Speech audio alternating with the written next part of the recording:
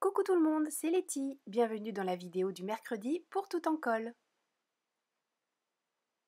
Je vous propose aujourd'hui la réalisation de mon deuxième projet avec la box du mois de novembre de Tout en colle ainsi que le kit Mes jolies découpes. Et justement, c'est grâce à ce kit que j'ai eu l'idée de la réalisation du jour puisque je vais me lancer pour la première fois dans la réalisation d'une page. Je n'en ai absolument jamais fait, alors je me lance aujourd'hui avec vous. Pour ça, j'ai pris une feuille du papier Maya de ma box. Et je vais essayer de réaliser en fait un schéma avec une ligne verticale et une ligne horizontale. Et au croisement, j'installerai ma photo et puis le joli cadre rond fleuri du kit Mes jolies découpes. Pour ce qui est du papier, rien de bien difficile. En fait, je déchire des petites bandes. Je fais en sorte que le papier blanc qui reste soit toujours sur le dessus. Ça me permet comme ça de créer une transition entre le fond noir et puis le fond fleuri des petites feuilles de papier que je choisis.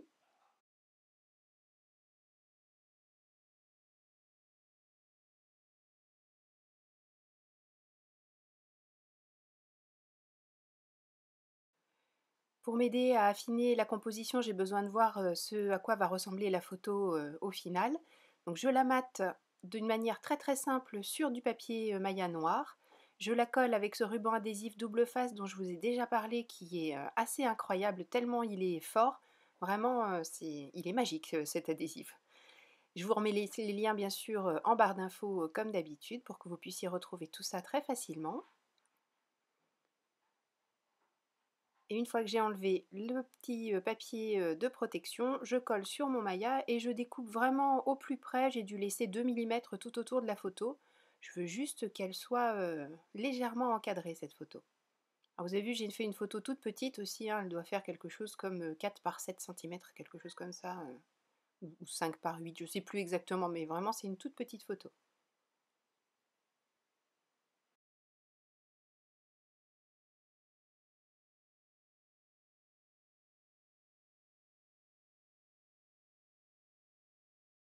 Bon, je me dis aussi que je vais peut-être habiller un petit peu la page en fait avant de coller le papier, et pour ça je vais jouer avec les Magical Shakers de chez Lindy Stem Gang. J'en dépose sur ma plaque de verre, je vaporise un petit peu d'eau, et avec un pinceau je vais faire des traînées sur mon papier. Alors une fois de plus, à la caméra c'est pas évident de les voir, mais dans la vraie vie on voit quand même quelque chose. Alors j'ai fait des petites gouttes, et puis j'ai aussi rajouté des coups de pinceau verticaux et horizontaux qui vont suivre le même schéma que les papiers que je collerai ensuite. Et ce bleu, même sur le fond noir, ça reste suffisamment discret, mais ça apporte cette petite touche de brillance qui fait la différence.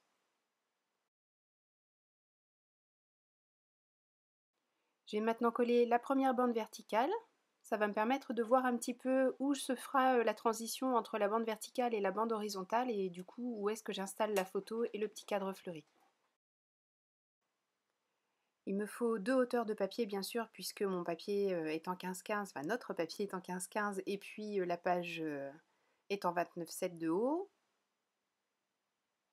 Et j'allais redécouper ce qui dépassait, puis finalement je me dis que non, ça se marie plutôt bien. On voit à peine la transition entre les deux papiers. Donc j'ai juste redéchiré un petit bout et puis collé l'un sur l'autre, et ma foi, ben, c'est très discret, ça se voit pas du tout. Pour apporter un peu de lumière à mon fond, j'ai déjà mis donc les petites paillettes de Magical Shaker, mais là j'utilise le réencreur de l'encre Yeti blanche Lawn Fawn. Alors plutôt que de faire des petits points, je me suis dit que j'allais m'en servir un petit peu comme un stylo. Bon, c'est plus ou moins réussi, hein, c'est un petit peu trop, c'est pas assez aléatoire bizarrement. Donc je vais sécher cette partie-là, mais je vais reprendre ensuite mon encre Yeti et je vais utiliser la technique classique de petit mouchetis. Alors je vais absolument intégrer cet élément dans la page. Par contre, bah, je ne veux pas en mettre ni trop haut ni trop long, enfin, donc je vais la redécouper. Et puis je vais effilocher, donc comme il y a un des côtés qui est un tout petit peu effiloché, je vais faire la même chose de l'autre côté en enlevant juste une hauteur et la coller sous mon papier. Alors effectivement au final c'est très discret, mais elle est là. Bon, je continue à tâtonner un petit peu, hein, on voit bien que je suis quand même pas super à l'aise avec l'exercice. Alors je continue à déchirer des petits morceaux de la même feuille pour voir ce que je vais superposer à mon morceau de toile de jute. Quelle longueur, qu'est-ce que je laisse dépasser. Voilà, je fais des petits essais en mettant le cadre et puis la photo également. En fait, je veux absolument que le cadre ressorte bien, donc il faut que je fasse suffisamment, que je mette suffisamment de papier en dessous pour qu'on voit bien toutes ces magnifiques découpes. Parce que je veux vraiment que ce soit le centre de cette page et que une partie de la vedette lui revienne, à la photo aussi, mais voilà, ce sont mes deux centres d'intérêt que je souhaite privilégier dans cette composition. Je vais donc prendre un autre papier, je vais user les bords en utilisant mes lames de ciseaux et je vais découper un rectangle plus grand que la photo. Je veux pas que ça ressemble non plus à un autre matage, je veux vraiment que ça fasse partie de la composition qui est derrière la photo sans qu'on ait pour autant l'impression que j'ai à nouveau maté cette photo. Donc je me lance là en découpant les papiers, en espérant bien que ça finira par me plaire, parce qu'à force de découper les papiers, ben, forcément j'en ai de moins en moins, donc le risque c'est de ne pas pouvoir finir la page et d'avoir des tas de petits bouts de papier partout.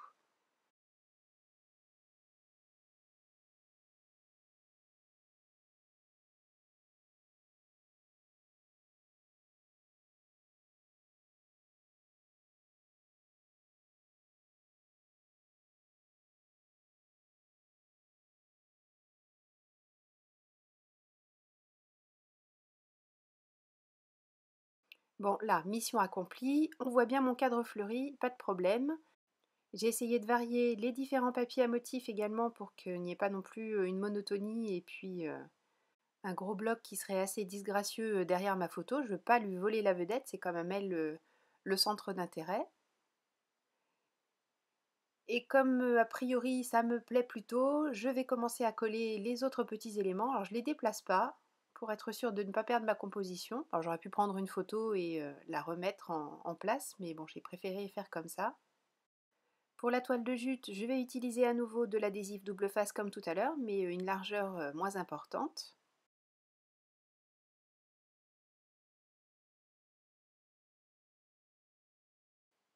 Et puis en reposant les petits morceaux de papier que j'avais déplacés pour coller ma toile de jute, je me dis que finalement le petit morceau de papier fleuri que j'avais d'abord mis horizontalement et qui du coup était quand même assez imposant, eh bien j'allais le mettre plutôt verticalement.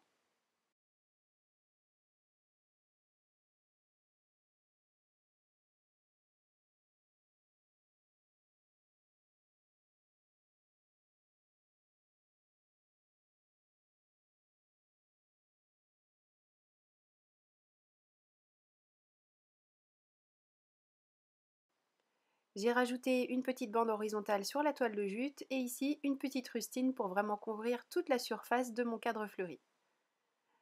Je colle la photo que j'ai juste passée dans le cadre. Donc le cadre, lui, n'a pas encore de colle et je vais rajouter quelques petits points pour le fixer sur la composition. Mais voilà, pas plus parce que j'ai pas envie de faire dépasser de la colle sur ma photo pour que ça crée des brillances non souhaitées. Et ça tient largement suffisamment. Bon, j'ai un petit peu estompé mes taches blanches, là je les ai grattées parce que ça me plaisait vraiment pas. J'en ai laissé quelques-unes qui sont vraiment fondues, bon ça va aller, ça passe. Je protège ma photo avec un petit morceau de papier repositionnable. Je me mets dans mon carton pour éviter d'en mettre partout. Je mets toujours ma recharge d'encre Yeti cette fois-ci donc sur un bloc acrylique. Je rajoute un petit peu d'eau pour faire en sorte qu'elle soit beaucoup plus souple. Et je projette, ma foi, assez largement. Mais heureusement pour moi, ça se passe pas trop mal. Et après, je fais juste des petits tapotages pour que les gouttes soient beaucoup plus discrètes. Et puis là, j'ai fait un essai. J'ai mis les mêmes Magical Shaker que tout à l'heure, toujours sur le bloc acrylique. Je rajoute de la Lone Fawn, de la Yeti. Donc j'aurais pas dû nettoyer en fait ce que j'avais tout à l'heure sur le bloc, mais bon. Un petit peu d'eau, je mélange et puis je vais tapoter ça. Donc je vais avoir des petites gouttes bleu clair, légèrement brillantes et qui se marient très bien avec tout le reste. Donc voilà, je suis contente. J'ai mis des gouttes, hein. Là j'en voulais, il y en a.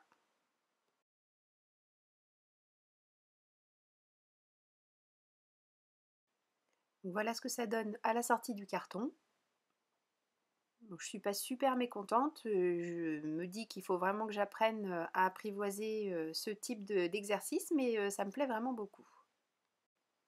Je vais rajouter un élément sur un des papiers verticaux, à savoir le petit papillon de la box, d'abord parce qu'il est vraiment trop mignon, et puis que je voulais rajouter quelque chose. Alors, je ne sais pas si c'était vraiment nécessaire, mais bon, je l'ai fait.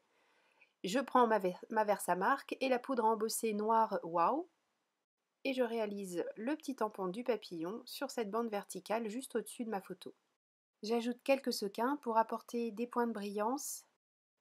Je les colle très facilement avec ma colle à pointe fine.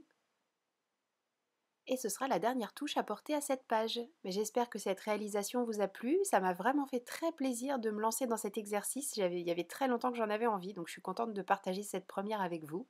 Merci beaucoup d'avoir suivi cette vidéo. Je vous donne rendez-vous la semaine prochaine pour une nouvelle vidéo création pour tout en colle. D'ici là, prenez bien soin de vous et scrapez, partagez autour de vous. Gros bisous. Bye bye.